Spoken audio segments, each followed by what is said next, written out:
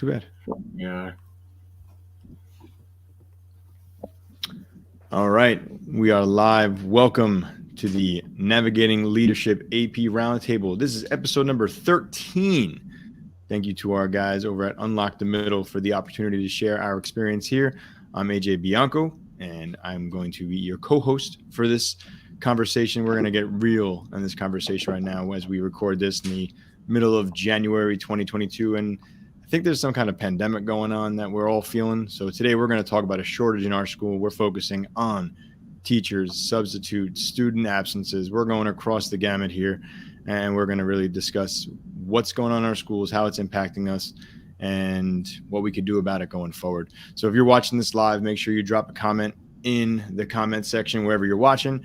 If you're catching us on a replay, make sure you tweet at us. Our names are all going to be on the bottom of the screen once I get rid of this little bar, and we can share our thoughts and experiences going forward. So before we go any further than this, let's go around to my co-hosts and our awesome guests. I'm going to start with you, Mike. AP Mike, say what's up. What's happening, guys? Mike Lavelle over here from Massachusetts, AP at middle school out here in Massachusetts. From New England, Northeast, Southeast, Midwest, West Coast. We all have a teacher shortage. We got a lot of folks out sick. We got subs not calling in. It's all affecting us all. We're all feeling the kind of the strain. So we're here to talk about it tonight. We're here to think about it. We're here to move forward and see what we can do together. Put our minds together and help in and of itself. Talk with one another about what we're all going through. So it's good to see everybody back. It's good to have you here. Drop your comments in the comment box. We'll get to those too. Ryan, go ahead. Hey guys, ladies, and everybody else out there. Ryan Scott here from beautiful Western Kentucky. I am a AP at a high school in rural Western Kentucky. Like Mike said, we are also struggling with this thing called COVID. Hoping tonight we can just speak up and talk about our struggles. They say better together.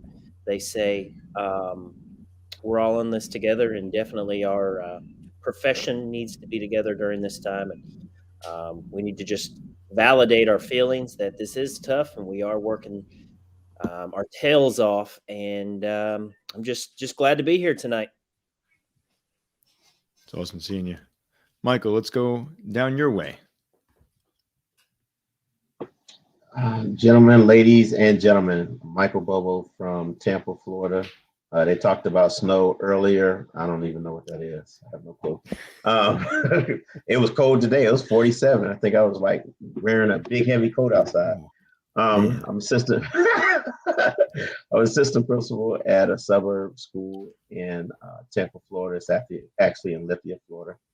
And we're all dealing with the same thing. I mean, I don't even know how to describe it, but right now it's just draining. That's how I feel. And I know we're going to talk a little deeper into it, but it's just for us. I know it's draining because we have 10,000 jobs already. Now we have 20,000. So it's draining and people are still pulling at us. So we'll see how things go. Thanks, Mike. Charlie, introduce yourself. Good evening, everybody. Charlie Stone here, AP City View Elementary here in Wichita Falls, Texas. And like everybody else said, we are in this together. Reminds me of a quote, tough times don't last, tough people do. So we're taking it one day at a time and trying to get through it together. Yeah, Charlie, let's start with that. Tough times don't last, tough people do. And I think, we're all kind of getting a different experience here. I was talking to somebody the other day, and this is not what we were trained with. This is not part of our program when we went through our masters to get our degrees. Nobody told us about a pandemic was going to take place, but we're doing it. And I think we're managing fairly well, or as I can speak to the area that I'm at, we're managing fairly well. But when you think about your day, like just what's going on around you, how does this shortage, whether it's your teachers, whether it's substitutes, whether it's students not in the building, how is that impacting you specifically on a daily basis? Are you covering classes? Are you organizing substitutes? Are you trying to get remote learning going? How is it affecting your day from the start to finish? Who wants to take that one? I'll let anybody jump in there. So for once you walk in at the beginning of the day, you always wonder who's coming to work. It used to be like, all right, let's start our day, let me plan it. It's not even like that anymore. And not only teachers, but students, because everybody's calling in saying that they tested positive, things of that nature. Just to give an example, on Friday, which I know it was a long weekend, so some people take off, but students take off too. But plus people sick, plus students sick. I think because we're a bigger school, we got like 1,400 students. We had about 14 teachers out, and three of the teachers were music teachers, which is big on my campus. So we basically was like, well, we're going to split them up between PE and the cafeteria, like when we don't have lunches, and administration just like rotated in the cafeteria. And the hardest part for me is I love getting in the classroom and seeing learning.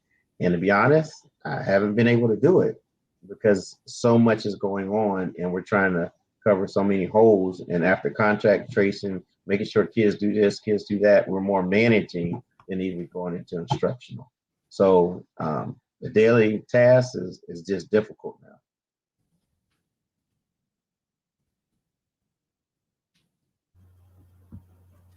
Yeah, so I'll go next. So yeah, instructional leadership, what's that? I don't think I have been in a I'm finding the time to walk through classrooms. But as far as devoting any really mental capacity to instructional leadership, it's just not there for me this year. Now, I'm not the one that's directly doing contact tracing, but I am the one that's managing most of our virtual students. And we're up to about 55, 56, and that's of a high school of about 700, 650, 700. And it seems like we have 1 to 2 to 3 to 4 every week that are wanting to go that way. So then that entails, building the schedules, making sure their credits reports and all that stuff are aligned. But then also what I try to do every week is reach out to all 50 of those kids and somehow speak to them and ask them, make sure they're doing okay. Talk to their parents to see what they're doing and also monitor their progress. And if I see any type of lack of issues, I make sure I get on the phone and call them because that's usually indicative of something. Now, having said that, also, we have had quite a few kids that in the pandemic, they moved out of their parents' house because they would have rather worked. And we've had some pretty traumatic things happening with some of our students recently. We just had a student overdose last week, and she was one of my virtual students. And so kids not being in school is a big deal. So of course I'm worried about those kids, definitely. But then also, as you guys probably can attest to, our behavior has ramped up. So I'm trying to do more check and connect with kids and just talk to kids. And so, yeah, to, I guess, bring it back around, and instructional leadership is the last thing on my plate right now. To be quite honest, I don't really care about instruction right now because, like we said here, we're flying the plane as we build it.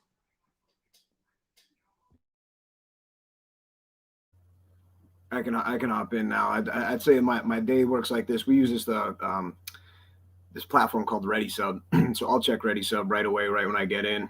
I'm the guardian to the gate. I open up the doors and the for our parent drop off kids to come in at 7, 10 a.m. So I check that really quickly just to get a glimpse, an idea of who's in the building, who's not, how many we got out. My building principal, my head secretary, they're doing the shell game, trying to make coverage. I know my principal, we have that understanding, like, wherever you need me, that's where you put me. You need me third period here, I'll go there. You need me fifth period here, I'll go there. We cover classes. Does a really good job of we have some support staff that are really stepping up. I cannot tell you any of them out there watching right now. Anybody who across the country who has stepped up and done something outside their scope, of you're a librarian, media specialist, you're covering a class. You're a specialist teaching STEM, you're covering a class. You're an AP, you're a principal, you're a guidance counselor. Thank you. That is sincere gratitude coming straight at you, because we don't have, especially as APs, we're talking as APs, we don't have the power of the check. We can't put a bonus in your check. We can't make that happen. We can't do those sorts of things. But it's the truth that we need everybody to put. We're not in a private sector, right? Where we can push that meeting off, close the door, right? Wait till the next quarter goes by, all things will recover. No, we got kids in front of us today. So we got to put people there, and that's daunting. That there's a lot that comes through with that. So that's kind of how the day goes from there. And then I'm also the sub coordinator for my district. The way this is working in my district is like this. I get the resumes come into me, right? They come into me. I go through them. Anyone who's qualified, we have associate's degrees that are required, and master or bachelor's degrees preferred.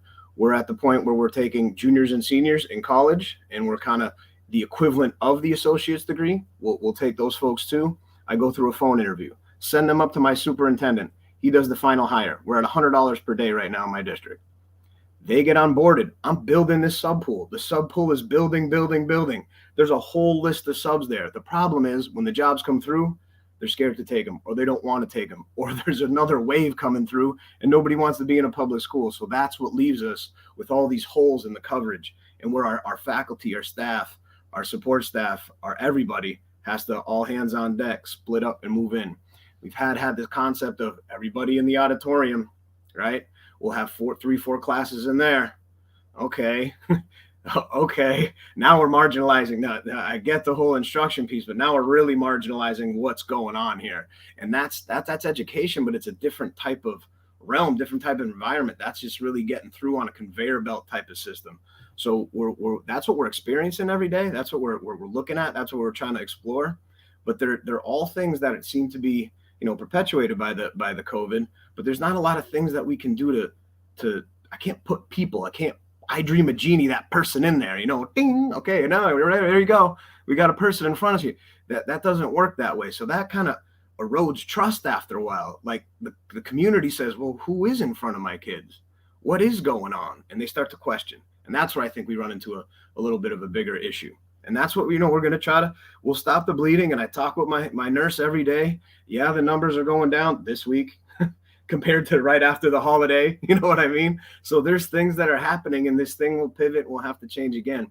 But just talking about the reality and seeing, where we're at, I think is helpful for everybody.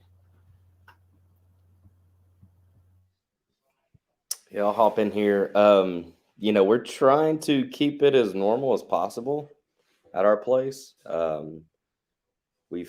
Last week we kind of hit our spike of cases as far as, students go. We're kind of on the down slope this week, so that's good news. We're pretty blessed at City View having, we have 10 plus paraprofessionals that we have on hand already. So we're pretty blessed in that aspect. And they are in classrooms all the time. They're pulling kids, so they kind of see how the teachers teach. So that's kind of helped us as far as with subs. Now we do have 2 or 3 people that sub regularly, but it's like everywhere else. I mean, nobody wants to sub. We're paying $100 a day. It's just, there's a shortage everywhere. When we wake up in the morning at 6 o'clock in the morning, the group text starts like, hey, so-and-so's out, this person's out, and our AP and principal and they kind of get the day running, get it covered and stuff. And excuse me. So like today, we had a couple teachers go home. Well, one of the teachers, we do a team teaching. So she's a reading teacher. She hopped in over to the other reading class, and she taught that class. And we had an aide cover when the kids are doing work. Had the aide cover and the para covering.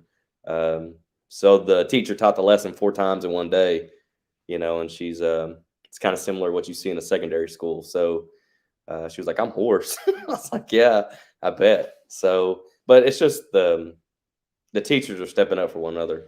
I mean, they're teammates, and that's not the only group of teachers that have done that. So they're doing what they can to help out each other.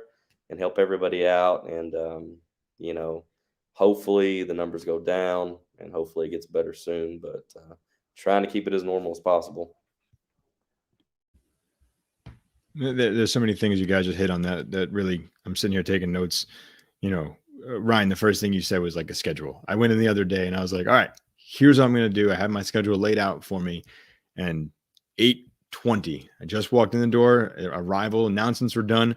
Nurse is like, time to contact trace. So there was that. My schedule thrown out the window, right? Any instructional leadership is just not there right now. And like, I know, Ryan, you said it doesn't matter. I know you're not 100% serious. I know who you are. And in case people don't know who you are, the instructional leadership. Absolutely. It doesn't matter because right now it's just like crowd control. There's a continuum. So, exactly. We want to make sure everything is on the right track with instructional leadership, but you know what? We can't do that right now. That's just not priority one. Priority one is safety. I wish I was able to sub classes. I want to get in there. I want to do this subbing thing. I just don't have the opportunity because there's so many other things going on throughout the day that we have to make sure that we're part of, whether it's lunch, whether it's behavior and discipline. We talk about the fact that behavior is up. I don't know how you're checking and connecting, Ryan, because that you said that. And that was for me. I was like, I see kids, but I don't have the opportunity to be like, hey, how are you today? Because I'm running back and forth and doing all these things. So I think checking and connecting, because we're missing that in so many places, and whether I'm guilty of it, that's on me and I got to do better. But I feel like because we're not able to spend that time with students and we're kind of just like ushering them to the next class, get out of everybody's face, get your mask up, like we're becoming that voice that they don't want to hear, that it's really hard to check and connect. So Ryan, I'm going to throw this over to you. If you can tell us, like, when you check and connect, what does that look like during this time? Like, if students are virtual, if they're in the class, what does it look like? First off, I mean, you just got to set that foundation of, my students know I love them, and I tell whole groups of kids every day I love them. When I check in with every class every morning, and I just pop my head in the door, last thing I always say, guys, if nobody's told you today, I love you. And they always tell me I love you back. And I try to memorize all 650 of my students' first names, and call them by their name as much as possible as I possibly can. So I think first and foremost, you just got to know your kids, and it's possible you can do that. And then it gets to where your kids, so if your kids something's not right. I can tell within normally about 5 to 10 seconds just by looking at a kid's eyes what they're how they're doing. If one of my normally very bright and bubbly kids comes in with a hood, probably something's going on. They're wearing a hood for a reason. And I'll just pull them aside. I'm just real quick. You all right? And depending on how they answer that question depends on where I go from there. So I think the first step definitely is that connections before content. It is that checking in. It is that knowing your kids. It is also, we've got our frequent flyers, our kids that we deal with every day. And so I try to find them out as much as possible within the day and just keep a pulse on them. Now for my virtual kids, that's why I call them at least once a week. I'll tell you what I also do, and some people don't like this, but I add them on social media, because that's how kids talk these days. That's how kids communicate. And I will send them a text or a Facebook message. You all right? I haven't heard from you in a while. Because look, I look at it this way. There are some idiots that screwed up that, and that's why people tell you not to do that. But there is also an electrical, what am I trying to say? There is, it as soon as you put it out there, it is recorded forever. So, you know what I'm saying? Like, it is actually safe to text your kids because there is record of it. And I'll be honest, like during COVID, I had kids that moved out of state and that we were still on virtual at our school. And that's the only way I knew how to get a hold of them. They didn't have cell phone service, but they could use their phone to connect to somebody's Wi-Fi and then talk through Facebook Messenger. So I think it just starts like not to make it too long-winded, but it starts first with the connections. You got to know your kids, and if you know your kids, you know when they're off. No, I think you're 100% right. I think we're seeing our kids so many days. You kind of get that feel, but we forget sometimes. And I don't know if I'm speaking to myself or speaking for other people here. You forget that they need us, that they're coming from something, even though they're maybe presented well. They're coming from something, and all our kids have different issues, whether it's elementary, middle, or high school.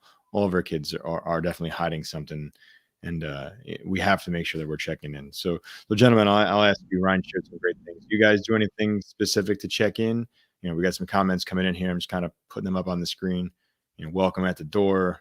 That's my thing every day. I get welcome at the door. I get to welcome 600 kids at lunch, and that's my best way I can check in, so I get to see everybody. Do you guys do anything specific?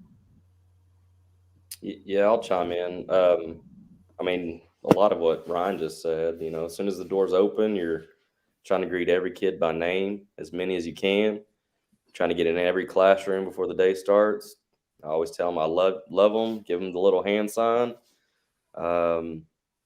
Checking on teachers. I mean, we start that at 7:15, 7:20 in the morning, having conversations with teachers and just checking on them. That's how we found out this morning there was 2 of them that weren't feeling good. So, they came to work and, they just weren't feeling well. So, but yeah, just making those connections. I mean, I called a dad today, daughter's homesick, and I was the 4th phone call. So, that's how many people are checking in with kids. We have our secretary every morning. Every kid's absent, she checks in and checks on kids every morning. There's somebody that's been absent for more than 3 days. One of the APs reach out and try to make contact with them, and do it that way. When it comes to the online virtual stuff, we're asynchronous right now, so we're totally different than we were last year. So it's more check in at the end of the day. Kids do their stuff on online, Google Classroom. Teachers kind of check in and do it that way. So I don't know. It's good and bad on just the learning loss that we're going to get, over the last, 2 years is, I don't know, man. We were checking reading levels and stuff and trying to think about how we can get that stuff up. And it's just, it's catching up to us. And anyway, but just trying to connect with people all the time and just checking in, texting teachers, making sure they're okay. Cause if they're doing bad, if they're not feeling well, we want them at their best so they can give their best to the kids. And so anyway, I'll end on that. Well, what I try to do is, and it's simple stuff like we said about doing your duty. And I know all of us, even sitting here and even online, it's not just doing your duty, it is how we do it. And I've been reading the comments, and it's funny because being in middle school, students will get upset with me if I don't give them the handshake. Because I got a special handshake with this kid and that kid and this kid. And I'm like, dude, I'm getting old. I can't remember all these handshakes. But it's just those little things, especially in middle school when they're trying to, well, I guess kids, period, but middle school, they're trying to work their way through, and they come to school so they can feel that connection. And if they don't have that connection with you, it becomes an issue. So what I try to do is, like you said, like go out to PE, go out to band. I literally was sitting in my office and I stopped and I just went out, closed my door, and just walked out there. And then you'll be amazed how many students will come and just talk, talk about anything and everything. One boy just stood right beside me. Hey, Mr. Lobo. Hey, Levi, how are you? Doing great. I had a great weekend. Oh, I'm glad to hear that. All right, talk to you later. I mean, that's all he needed. So sometimes we feel like it might have to be like a 5-10 minute conversation. It really doesn't. It can be something very simple, and then they'll make their whole day, and then they'll be fine. And the same thing with teachers. I make sure I do that. Teachers too, and speak to them. Hey, how you doing? Great to see you. It's freezing out here, but I'm glad I'm not in Ohio with some snow. That type of thing. And I have some Ohio and Michigan people, so I try to put them against each other. It's just knowing little things, just knowing your people. It makes a big difference, especially during this COVID time. And I know we're all doing it, but sometimes it's nice to be reminded, like, yeah, we all are people first, and then we're educators and everything.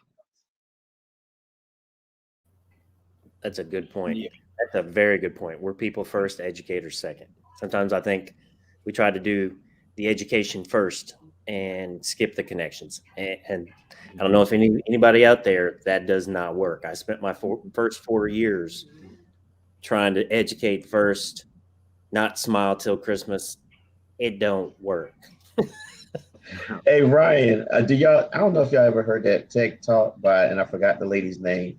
And one teacher told her, she said, "Well, the kids don't like me," and she said, "Let me tell you something. Kids don't learn from teachers that they don't like. I mean, period." And sometimes I think we talked about that in one of the other sessions we had. The students have to like who they're going to see and who they're dealing with. If they don't, just like us, relationships, I see it on the thing. Relationships always come first. If you don't have that relationship, the kids, they don't even care what you say. They'll try to do it, but they really don't. Completely. And I think right now it's even more. One thing I think that this COVID stuff has really shined a spotlight on is the importance of those relationships. Because it was really easy to put our head down and just, teach the content. And that's pretty much where I think that was the spotlight on our schools. And the other stuff just kind of came second. And now I think we are understanding that the other parts of education have to come first, and then the content will come. We're focusing more than ever on social and emotional. We're focusing now more than ever on teacher attrition and teacher retention. And so, yeah, I mean, there are absolutely bad things that are coming out of this, but I think it's also allowing us to flip the script a little bit and talk about the things that should have been talked about a long time ago. But now maybe it's just we're so worn out, we don't care to talk about them. Yeah, I can say the same thing with the kids in my building. You have your frequent flyers. We just came off a long weekend. I'm going to check in with every one of them. Today, after my duty's over in the morning, I say good morning to every one of those kids that walks in the door. Those handshakes, oh my God, Michael! I have them too. I can't keep them straight, but trust me, as soon as I see the kid in my head, I'm going over the steps. I'm going to do this with this guy right now. You have to do it. You can't pass by him. I can't pass by him. I got to try. I got to get it in because it's going to bring a smile to their face, even if I screw it up. Matter of fact, sometimes even if I screw it up, they laugh a little more, right? So it's that effort. It's just that heart that you come with, and it's not like you got to take off your Superman shirt. Oh, now here I am. I'm gonna be a happy guy. No, it's just the right attitude. It's just coming with the right attitude. Kids pick up on that. It's like your dog can hear 10 times what we can hear and smell 10. Kids can pick up on your attitude. And when you're walking down the hallway, shaking your head, you don't even have to shake your head. They just know. They can feel it. And I think for me, that's what I do. That's what I do prior to going in. I'm like, yeah, all right, this is a little crazy. I know I might probably have to cover class or do things that I don't usually do. But my attitude has to be, I just have to check that attitude and bring that. And that I think carries you through. It's not the fake. I'm not bringing toxic positivity. I'm not bringing the fakeness. I'm adjusting my own attitude. So after I do my duty and I do those handshakes, I went around to every classroom, every single one after a long weekend. Hello, good morning. Good to see everybody. That's real. I'm not doing it to be, oh, here's Mr. Lavelle. Are you doing this and that? No, I'm coming around saying what's up because you're back in building. We're back together and I'm acknowledging it. And I think that's one thing. You take that one step, you do that one thing. I met my steps, that 10,000 mark. That 10,000 mark is locked by right after lunch. Forget it. The activities hit. We're fine with that now, right? So it's like, all right, here we are. This is how we got to do it. Like you said, it's not necessarily instructional practices and all the different things that pedagogy that we're thinking about in our heads. It's not up in our heads. It's in our reality.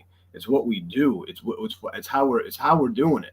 And I think our kids pick up on all these little different things. I had a young lady in my office today. I said, listen, I've had you in here before, but never for yelling at me. You never came at me. This is different. So what's going on? So I switched it to, you know what your consequences are for getting removed from class. You got lunch attention with me tomorrow. Now let's talk about what's really up, because this is different for you. You haven't done this before. So talk to me. And we got to talking a little bit about this, that I said, now we're making sense. Now you're getting somewhere. This is something we can talk about. How are you feeling now that you had some time to think about it? Do the restorative chat with her, and then kind of move on from there. So it's the layers that you always see in the frequent flyers that you already have, but sometimes the behaviors are just changing a little bit. And that's how I try to check and connect. When the behavior is there, yeah, okay, I've seen you before, but what is it? What's now I need to connect with you. What is it that's changing? What is it used to be to what it is now? And is there something I can do to help? Because we have to be honest, sometimes there's nothing we can do to help but listen. And that to me is a big part of what we do as APs. We have to listen to our kids too.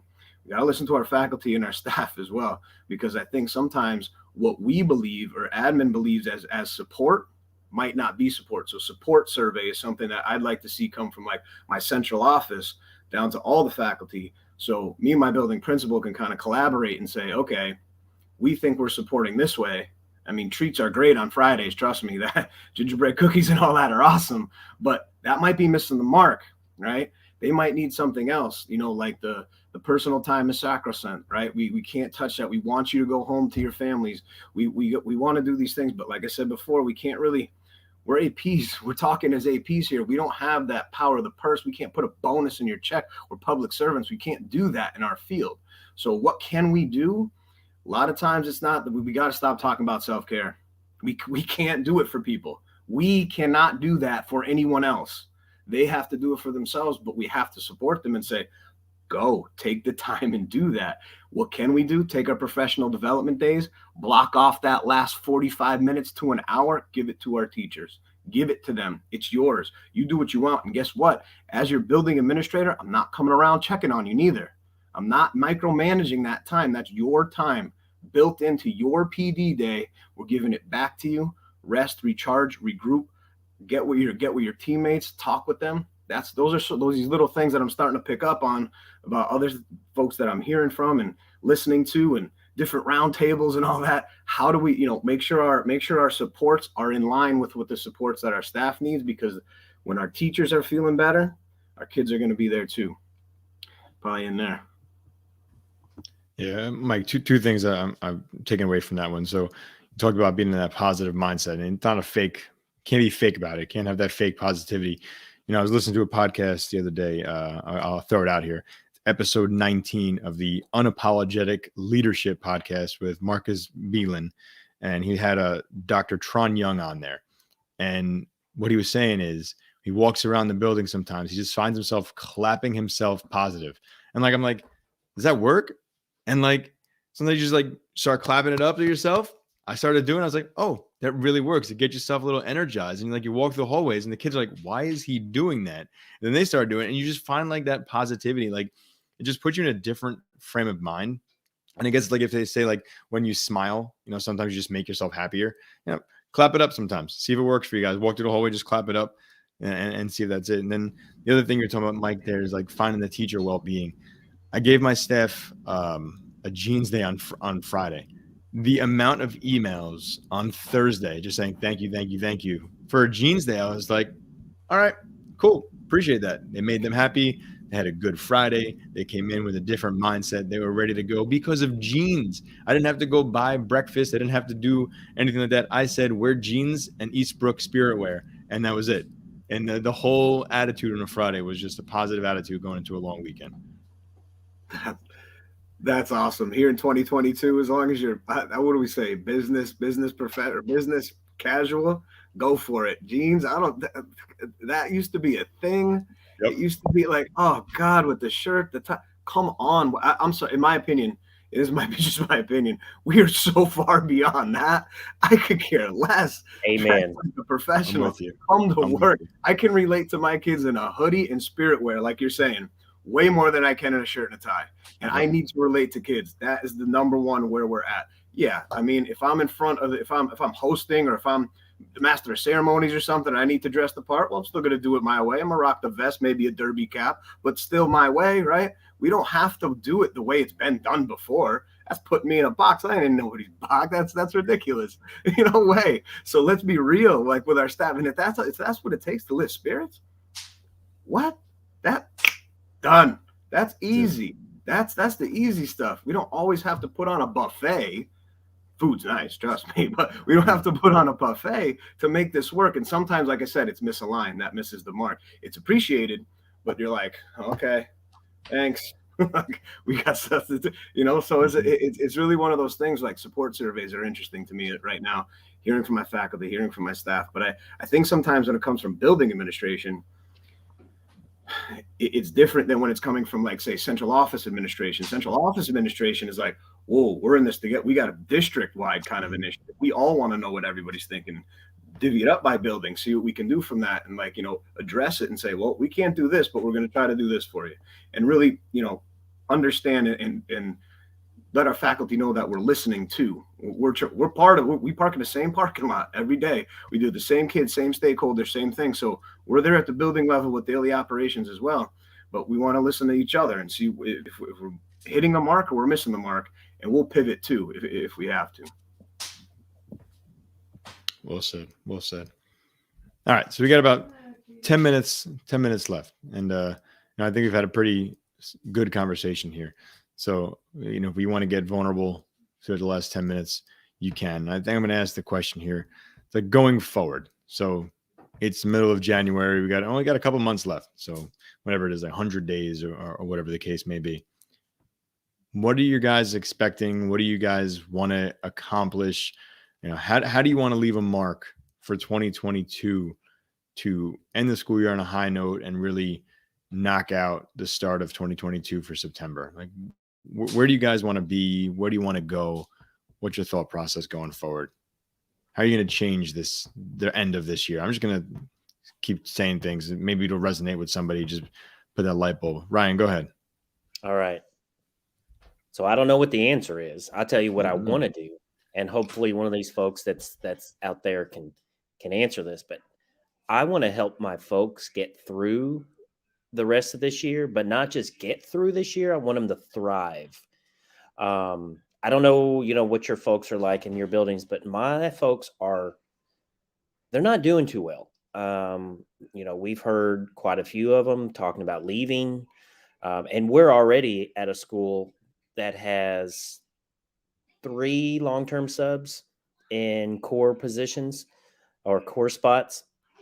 We've heard, we have 5 subs that pretty much rotate through the whole building. And they're in their 70s and 80s. So, like, I want to figure out how our staff can thrive for the rest of the year. But as far as what the answer is, I don't know what the answer is. I just want them to know they are valued, they are loved, and that I am willing to do whatever that is. Whether that means take off some stuff from their plate, I'm willing to do that as long as somebody above me says it's okay.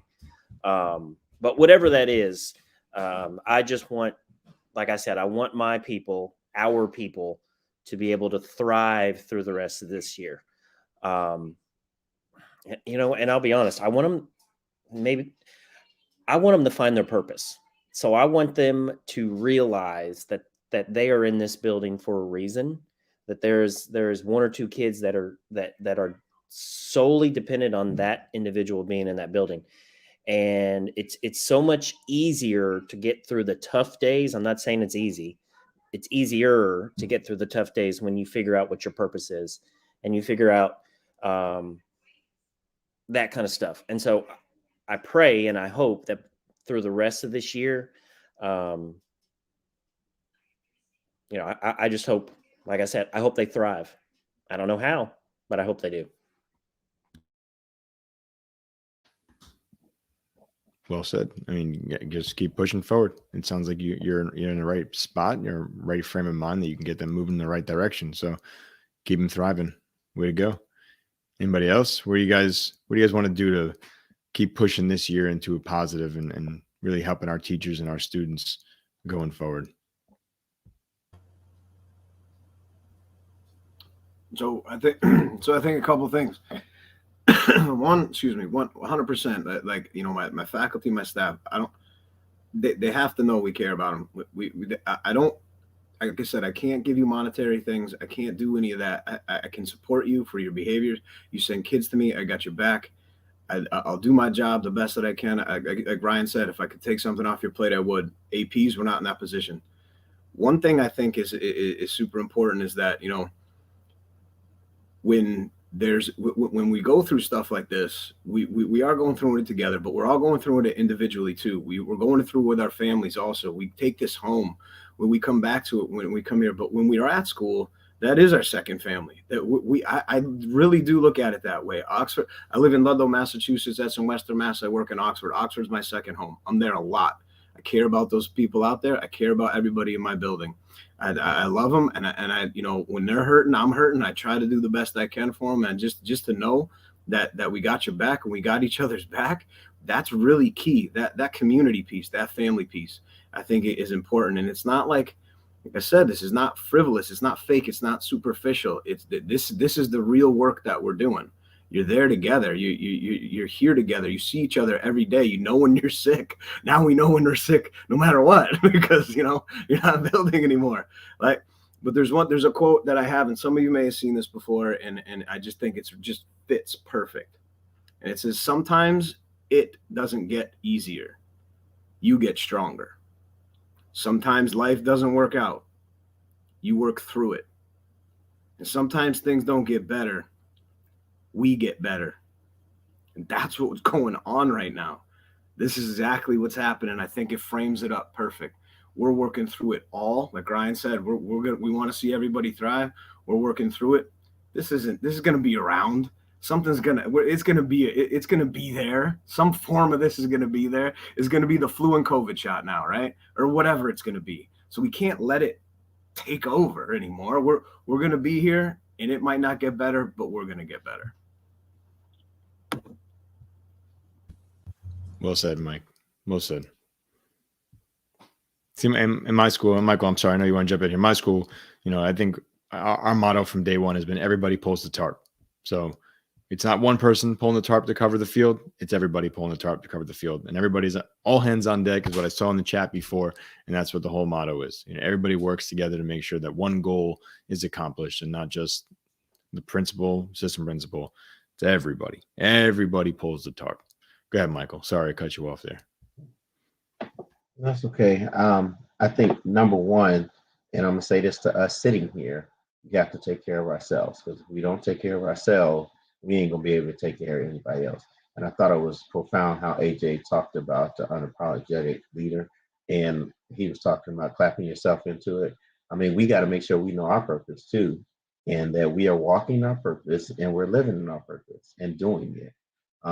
It's huge, because if we don't, as we said, teachers will see it, students will see it, and they won't see the weight. They'll just see, man, he doesn't like his job, or she doesn't like their job. So after we take care of ourselves, because I've started doing that too, exercising more and trying to at least spend time with myself, reading, making sure I stay abreast of not only like leadership, but just reading for enjoyment, because that's what I enjoy doing, writing, so I get myself together. So that's number one. Number two, I want to make sure that the teachers understand it will not be like this always. We're not going to go back to where we used to be, but we are not going to be having this hard lift always. So we can do this together.